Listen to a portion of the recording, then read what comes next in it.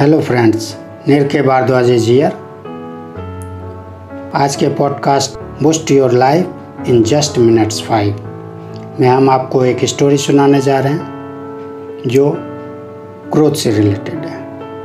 हम कैसे क्रोध पे काबू रख के अपनी ज़िंदगी को बूस्ट कर सकते हैं, यही हमें शिक्षा देती है। कैसे हमसे असंतोष व्यक्त करने वाले लोग भी, कैसे हमसे मतों का अंतर रखने वाले लोग भी किस प्रकार से क्रोध को काबू में रखने से हमारे अनुसार ढल जाते हैं, हमारे साथ सहयोग को तत्पर हो जाते हैं, यही सीख हमें देती है। तो लीजिए, ये स्टोरी संत तिरुवल्लुवर के जीवन से प्रेरित है।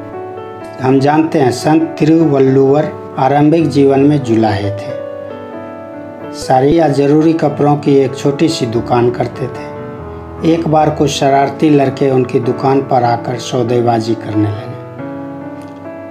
उनमें से एक धनी लड़के ने एक साड़ी को उठाकर पूछा, क्या मूल्य है इसका? 2 रुपये। शरारती लड़के ने साड़ी फाड़ कर उसके 2 टुकड़े कर दिए और फिर पूछा, अब क्या मूल्य है इसका? उन्होंने शांति से जवाब दिया, एक भाग का 1 रुपये। लड़का शरारती था और उनको चिढ़ाने के उद्देश्य से ही दुकान पर वे लोग आए थे।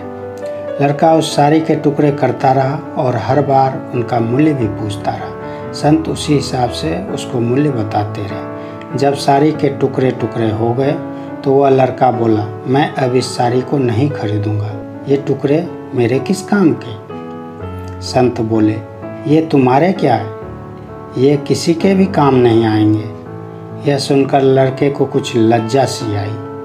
अंत में उसने कहा, ठीक है, ये 2 रुपये लो, इससे आपका घाटा पूरा हो जाएगा। उसने रुपए देने चाहे किंतु संत ने वे रुपए नहीं लिए। संत बोले, घाटा तो तुम क्या, कोई भी पूरा नहीं कर सकता। किसानों के परिश्रम से कपास पैदा हुआ, जिसकी रुई से मेरी पत्नी ने सूत काता, उसको मैंने रंगा और फिर उसकी साड़ी बुनी। घाटा तो तब पूरा होता जब कोई इसको पहनता। कितने लोगों का परिश्रम व्यर्थ गया। क्या कोई रुपए से इस घाटे को पूरा कर सकता है? तिरुवल्लुवर ने यह सारी बात बड़े शांत चित्त से कही। उनके मन में कोई क्रोध नहीं था। किसी आवेश में आकर या डांटने के भाव से उन्होंने ये बातें नहीं कही, मानो कोई पिता अपने पुत्र को शांति भाव से समझा रहा हो। शरारती लड़का यह सब सुनकर लज्जा से पानी पानी हो गया। उसकी आंखें भर आई। सहसा वह तिरुवल्लुवर के चरणों में गिर पड़ा। उसने उनसे बार बार क्षमा याचना की। तिरुवल्लुवर तो संत थे, उन्हें उस पर जब क्रोध ही नहीं था तो फिर क्षमा क्या करते। लड़के चुपचाप चले गए। इस कहानी से हमें यही सीख मिलती है कि कोई भी कितना भी आपके विरुद्ध क्यों ना हो, यदि आप शांत चित्त भाव से बिना क्रोध के उसकी हर बातों को सुनें, समझें और तार्किक रूप से उसका जवाब दें या उसके साथ तार्किकता से उसके बातों को अमल में लें, तो वह व्यक्ति भी सही रास्ते पे आ सकता है।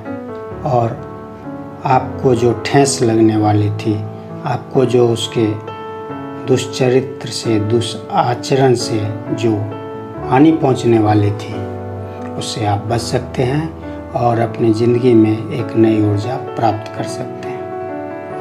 तो दोस्तों, आज की ये छोटी सी कहानी कैसी लगी, अपने कमेंट से ज़रूर अवगत कराएं and share this podcast to your friends, to your families, to your contacts, because share is the new way of care. Thank you.